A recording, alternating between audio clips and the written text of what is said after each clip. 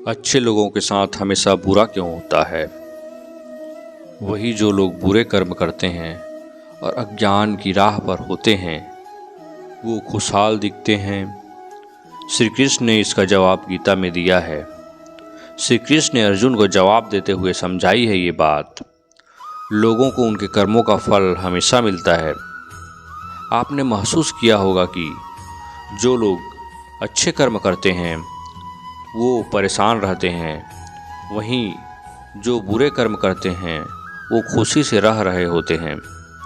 अच्छे कर्म करने वाले परेशान होते हैं कि आखिर उन्हें इतनी परीक्षा क्यों देनी पड़ रही है, जबकि जो अधर्म की राह में हैं वो खुश हैं और ज़िंदगी का लुत्फ़ उठा रहे हैं।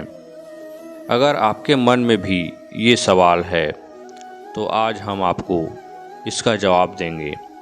ये जवाब वो हैं जो भगवद गीता में लिखा है और श्री कृष्ण ने अर्जुन को दिया है। भगवद गीता में वर्णित कथा के अनुसार जब भी अर्जुन के मन में कोई दुविधा होती थी तो वो श्री कृष्ण के पास पहुंच जाते थे। एक बार की बात है, अर्जुन भगवान श्री कृष्ण के समीप आकर कहा कि वो दुविधा में हैं और इसका जवाब वो श्री कृष्ण से चाहते हैं। श्री कृष्ण ने पूछा कि क्या सवाल है? अर्जुन ने कहा, मुझे ये जानना है कि अच्छे लोगों के साथ हमेशा बुरा ही क्यों होता है, वही बुरे लोग खुशहाल दिखते हैं। अर्जुन के मुंह से ऐसी बातें सुनकर श्री कृष्ण मुस्कुराए और कहा, मनुष्य जैसा सोचता है और महसूस करता है वैसा कुछ नहीं होता, बल्कि अज्ञानता की वजह से वो सच्चाई नहीं समझ पाता है। अर्जुन उनकी ये बात समझ नहीं पाए। इसके बाद श्री कृष्ण ने आगे की बात कही। श्री कृष्ण ने अर्जुन से कहा, पार्थ, मैं तुम्हें एक कथा सुनाता हूँ। उसे सुनकर तुम समझ जाओगे कि हर प्राणी को उसके कर्म के हिसाब से ही फल मिलता है। प्रकृति हर किसी को अपनी राह चुनने का मौका देती है। अब वो मनुष्य की इच्छा पर निर्भर करता है कि उसे धर्म की राह चुननी है या अधर्म की। कथा शुरू करते हुए श्री कृष्ण ने कहा, एक नगर में दो पुरुष रहा करते थे। एक पुरुष व्यापारी था जिसके जीवन में धर्म की बहुत महत्ता थी। वो पूजा पाठ में यकीन रखता था। वो हर रोज़ मंदिर जाता था और दान धर्म भी करता था और हर रोज़ भगवान की पूजा करता था। वहीं दूसरा पुरुष बिल्कुल विपरीत था। वो हर रोज़ मंदिर तो जाता था लेकिन पूजा करने नहीं, बल्कि मंदिर के बाहर से जूते चप्पल चुराने। उसे दान और धर्म से कोई लेना देना नहीं था। समय बीतता गया और एक दिन बहुत जोर की बारिश हो रही थी। इस वजह से मंदिर में पुजारी के अलावा कोई नहीं था। ये बात जब दूसरे पुरुष को पता चली तो उसने कहा कि ये सही मौका है मंदिर का धन चुराने का। पंडित से नज़र बचाकर उसने मंदिर का सारा धन चुरा लिया। उसी समय धर्म कर्म में विश्वास रखने वाला व्यक्ति भी मंदिर पहुंचा। दुर्भाग्य से मंदिर के पुजारी ने उसे ही चोर समझ लिया और चिल्लाने लगे। वहाँ लोग एकत्र हो गए और उसे बहुत मारा। किसी तरह वह बचते बचाते वहाँ से निकला तो दुर्भाग्य ने उसका साथ वहाँ भी नहीं छोड़ा। मंदिर के बाहर वो एक गाड़ी से टकरा गया और घायल हो गया। फिर वो व्यापारी लंगड़ाते हुए घर जाने लगा तो रास्ते में उसकी मुलाकात उस पुरुष से हुई जिसने मंदिर से धन चुराया था। उसने कहा, आज तो मेरी किस्मत चमक गई, एक साथ इतना सारा धन मिल गया। ये सब देखकर उसे बहुत बुरा लगा और उसने अपने घर से भगवान की सारी तस्वीरें निकाल दी। कुछ सालों बाद दोनों की मृत्यु हो गई। मरने के बाद जब दोनों यमराज की सभा में पहुँचे और भले पुरुष ने दूसरे व्यक्ति को देखा तो उसे बहुत गुस्सा आया। उसने क्रोधित होकर यमराज से पूछ ही लिया, मैं तो हमेशा अच्छे कर्म करता था, दान में विश्वास रखता था, उसके बदले जीवन भर मुझे अपमान और दर्द ही मिला और इस व्यक्ति को नोटों से भरी पोटली। आखिर ऐसा भेदभाव क्यों? इस पर यमराज ने कहा, पुत्र, तुम गलत समझ रहे हो। जिस दिन तुम्हारी गाड़ी से टक्कर हुई थी वो दिन तुम्हारे जीवन का आखिरी दिन था, परंतु तुम्हारे अच्छे कर्मों की वजह से तुम्हारी मौत सिर्फ एक छोटी सी चोट में बदल गई। तुम इस दुष्ट व्यक्ति के बारे में जानना चाहते हो। दरअसल इसके भाग्य में राजयोग था, मगर इसके कुकर्मों और अधर्म की वजह से वो सिर्फ एक छोटी सी धन की पोटली में बदल गया। कथा सुनाने के बाद श्री कृष्ण अर्जुन से कहते हैं, पार्थ, क्या अब तुम्हें तुम्हारे सवालों का जवाब मिल गया? ऐसा सोचना कि भगवान तुम्हारे कर्मों को नज़रअंदाज कर रहे हैं, ये बिल्कुल भी सत्य नहीं है। भगवान सभी को उनके कर्मों के हिसाब से ही फल देते हैं। किसी भी चीज़ को समझने के लिए सबसे पहले मन को शांत रखना चाहिए और फिर काम पर ध्यान देना चाहिए, क्योंकि हम मन से ही प्रश्न खोज लेते हैं और मन में ही जवाब देकर बैठ जाते हैं। भगवान श्री कृष्ण ने मन को शांत रखने के लिए 2 चीज़ें बताई हैं। मन का बेचैन होना उसका स्वभाव है। हमारे मन को लगता है कि अगर वह अलग अलग बातों के बारे में सोचता रहेगा तो हमें आने वाली हर मुसीबत और मुश्किल से बचा लेगा, पर ऐसा होता नहीं है। हम अपने जीवन का काफ़ी अधिक समय सोच विचार करके परेशान होने में निकाल देते हैं। भगवान श्री कृष्ण कहते हैं कि मन का यह स्वभाव बदलना मुश्किल जरूर है, असंभव नहीं। अच्छा, अब आप एक बात बताइए, क्या आप कौवे को कह सकते हैं कि वो काँव काँव की आवाज़ ना करे? या फिर क्या आप किसी मेढक को कह सकते हैं कि वह पानी देखते ही ऊंची छलांग ना मारे? हमारे मन का भी कुछ ऐसा ही है। जीवन में कुछ भी होता है, अच्छा या बुरा, हमारा मन उस पर काँव काँव काँव करने लगता है। काँव काँव से मेरा मतलब है चिंता करना, व्याकुल होना।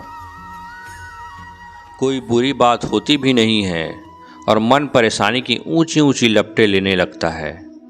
कभी कभी तो मुझे ऐसा लगता है कि हम में से कई लोग सिर्फ परेशान होने के लिए जीते हैं। सारी परेशानी, पीड़ा, दुविधा अक्सर हमारी मन की बनाई हुई कहानियाँ होती हैं।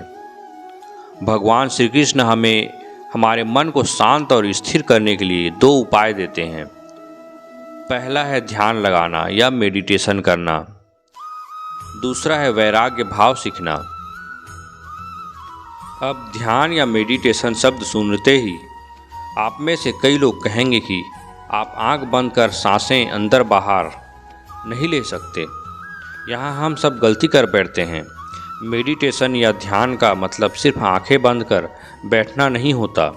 मेडिटेशन का मतलब होता है अपना पूरा ध्यान किसी चीज़ पर लगाना और उसे हटने नहीं देना। अगर आप रोटी बना रहे हैं तो सिर्फ उस बात पर ध्यान दीजिए। अगर आप पिक्चर देख रहे हैं तो अपना पूरा ध्यान पिक्चर पर लगाएं। यह मत सोचिए कि पिक्चर देखकर आप अपना कितना वक्त बर्बाद कर रहे हैं। जब आप जीवन के हर एक छोटे बड़े काम को पूरे ध्यान से करते हैं तो आपका जीवन ही एक मेडिटेशन बन जाता है। ऐसे जीवन में शांति, स्थिरता, साहस और सफलता का होना अनिवार्य है। वैराग्य भाव दूसरा उपाय है। वैराग्य का अर्थ यह नहीं है कि आप सब कुछ छोड़कर जंगल में जाकर बैठ जाएं। वैराग्य का सच्चा अर्थ है कि आप जो काम कर रहे हैं उसका क्या नतीजा या रिजल्ट निकलेगा उसकी चिंता ना करें। जैसे अगर आपने कोई इंटरव्यू दिया, आप यह कह सकते हैं कि पूरे मन से तैयारी करें और अपना बेस्ट देकर आएं। वह नौकरी मिलना या ना मिलना आपके हाथ में नहीं है। इस नतीजे के पीछे अगर अलग अलग चीज़ें हैं जो आपके बिल्कुल कंट्रोल में नहीं हैं, तो जिस चीज़ के बारे में आप कुछ नहीं कर सकते उसके बारे में चिंता भी ना करें। यही वैराग्य का सच्चा मतलब होता है और यही है भगवान श्री कृष्ण का दूसरा उपाय, मन को चिंता के लपटों से बचाने का। याद रखिए, आप पूरे के पूरे इंसान हैं, समझदारी, संयम, कुशलता से भरे हुए इंसान। आपका मन जब भी कौवे की तरह अलग अलग बातों पर आपको परेशान करने लगे, तब अपने मन को भी प्यार से समझाइए और शांत कर लीजिए। बस अपने ऊपर विश्वास रखिए कि आप कभी भी अपना बुरा नहीं होने देंगे। भगवान श्री कृष्ण के अनुसार इस संसार में हर व्यक्ति सफल होना चाहता है। जिसके पास धन कम है वह चाहता है कि मेरे पास अधिक धन हो जाए। जिस व्यक्ति के पास ज्ञान की कमी है वह चाहता है कि मैं बुद्धिमान बन जाऊं। यहाँ तक कि जो बैरागी है वह भी यही चाहता है कि अपनी तपस्या से मैं भगवान को प्रसन्न करने में सफल हो जाऊं। इस प्रकार से संपूर्ण संसार में सभी लोगों की अपनी अपनी लालसाएं और कामनाएं सफलता से जुड़ी हैं। लेकिन फिर भी क्यों हर व्यक्ति अपने जीवन में सफल नहीं हो पाता है?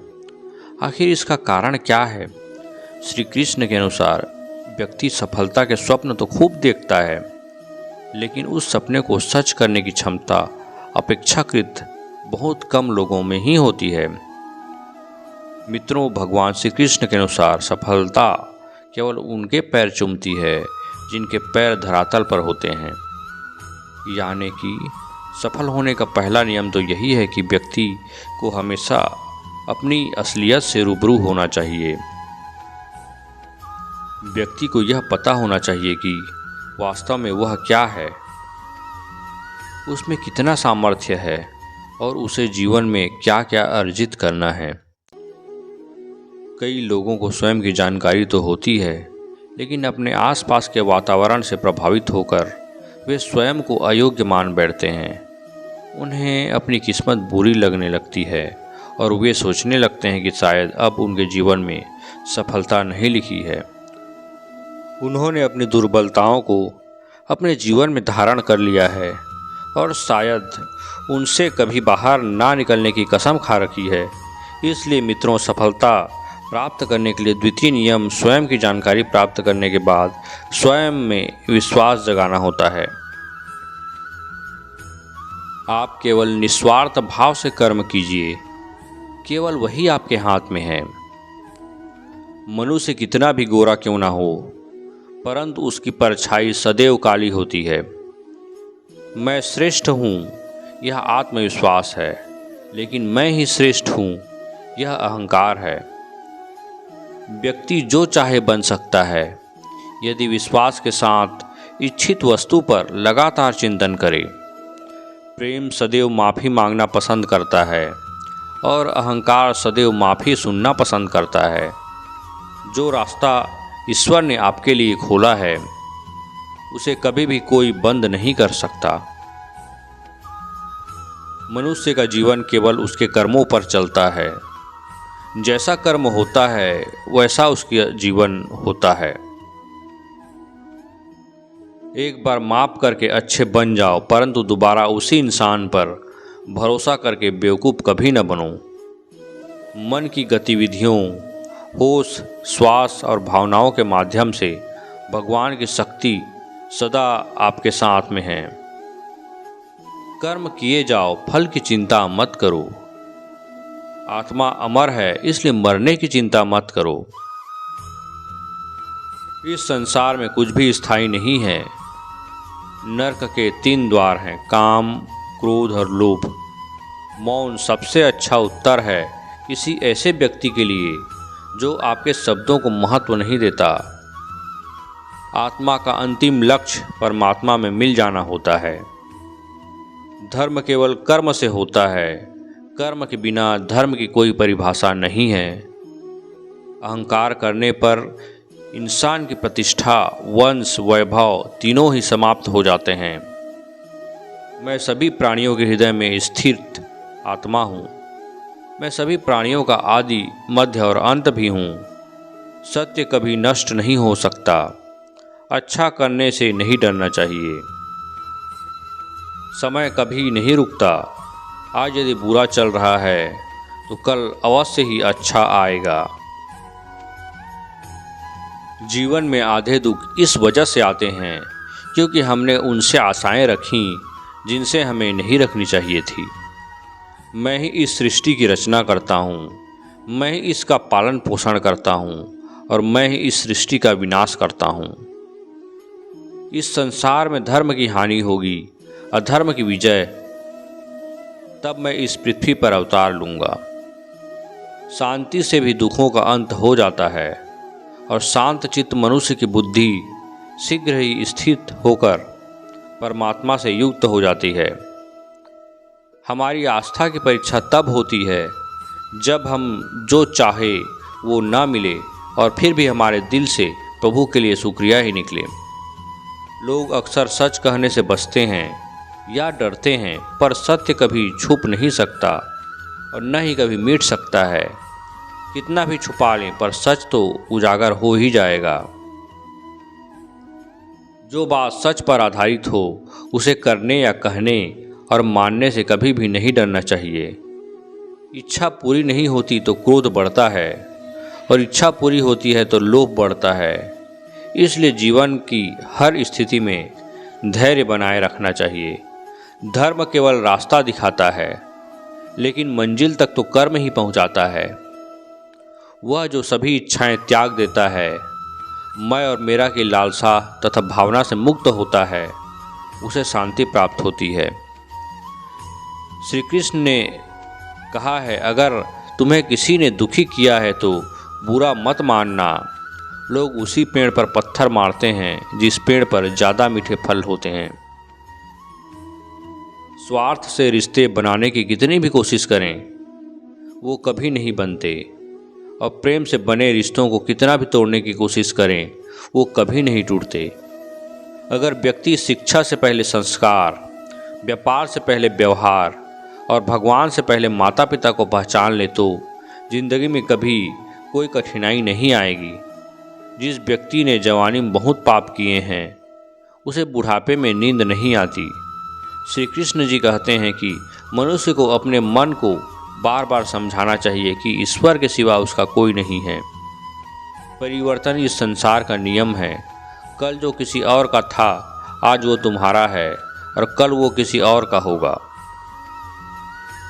विषयों का चिंतन करने से विषयों की आसक्ति होती है, आसक्ति से इच्छा उत्पन्न होती है और इच्छा से क्रोध होता है, क्रोध से सम्मोहन और अविवेक उत्पन्न होता है। जो कुछ हुआ अच्छे के लिए हुआ, जो हो रहा है अच्छे के लिए हो रहा है और जो होगा वह भी अच्छे के लिए ही होगा।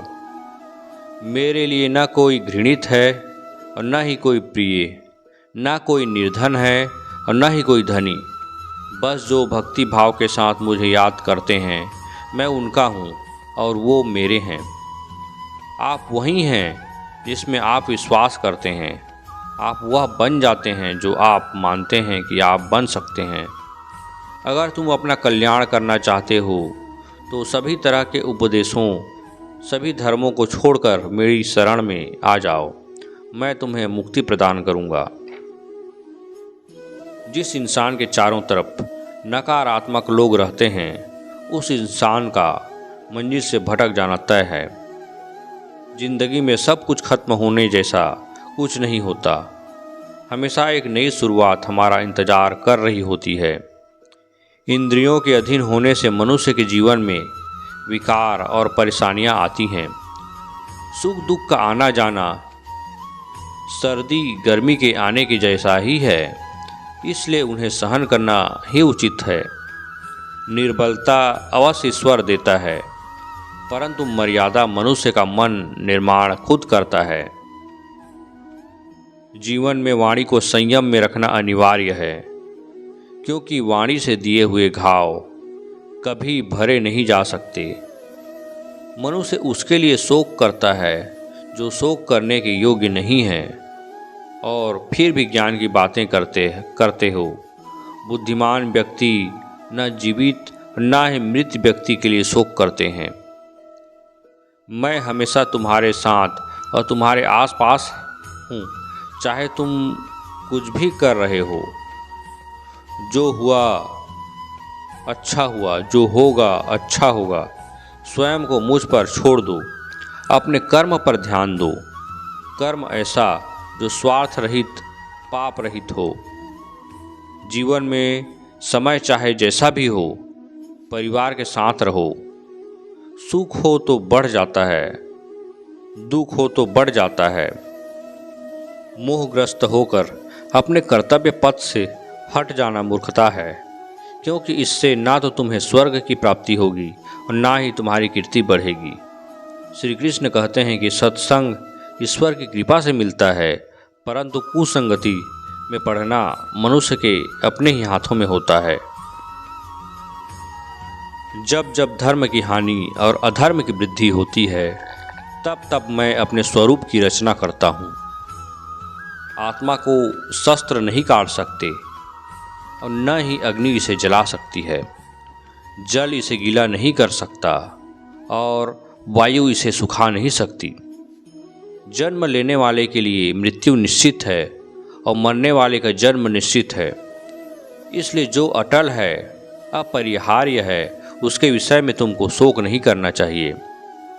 नरक के 3 द्वार होते हैं, वासना, क्रोध और लालच। एक ज्ञानवान व्यक्ति कभी भी कामुक सुख में आनंद नहीं लेता। गंभीर तपस्या और ज्ञान मार्ग से ध्यान श्रेष्ठ है। सर्वोच्च वास्तविकता उन लोगों की चेतना में प्रकट होती है जिन्होंने खुद को जीत लिया है, जो अपने कर्म के फल के प्रति आसक्ति को नहीं छोड़ सकते। वे मार्ग से कोसों दूर हैं। कोई भी इंसान जन्म से नहीं बल्कि अपने कर्मों से महान बनता है। अपना काम हमेशा दूसरों के कल्याण को ध्यान में रख कर करें। फल की अभिलाषा छोड़कर कर्म करने वाला पुरुष ही अपने जीवन को सफल बनाता है। जो हुआ वह अच्छा हुआ, जो हो रहा है वह अच्छा हो रहा है, जो होगा वह भी अच्छा ही होगा। मेरा तेरा छोटा बड़ा अपना पराया मन से मिटा दो, फिर सब तुम्हारा है और तुम सबके हो। मन की गतिविधियों, होश, श्वास और भावनाओं के माध्यम से भगवान की शक्ति सदा तुम्हारे साथ है। धरती पर जिस प्रकार मौसम में बदलाव आता है, उसी प्रकार जीवन में भी सुख दुख आता जाता रहता है। लोग आपके अपमान के बारे में हमेशा बात करेंगे। सम्मानित व्यक्ति के लिए अपमान मृत्यु से भी बदतर है। मैं भूतकाल, वर्तमान और भविष्य काल के सभी जीवों को जानता हूँ, लेकिन वास्तविकता में मुझे कोई नहीं जानता है। मेरे लिए ना कोई घृणित है ना प्रिय, किंतु जो व्यक्ति भक्ति के साथ मेरी पूजा करते हैं वो मेरे साथ हैं और मैं उनके साथ हूँ। सफलता जिस ताले में बंद रहती है वह 2 चाबियों से खुलती है, एक कठिन परिश्रम और दूसरा दृढ़ संकल्प। बुद्धिमान व्यक्ति कामुक सुख में आनंद नहीं लेता। अप्राकृतिक कर्म बहुत ही तनाव पैदा करता है। हर व्यक्ति का विश्वास उसकी प्रकृति के अनुसार होता है। जो दान बिना सत्कार के कुपात्र को दिया जाता है वह तमस दान कहलाता है। इस जीवन में मनुष्य न तो कुछ खोता है और न ही कुछ व्यर्थ होता है।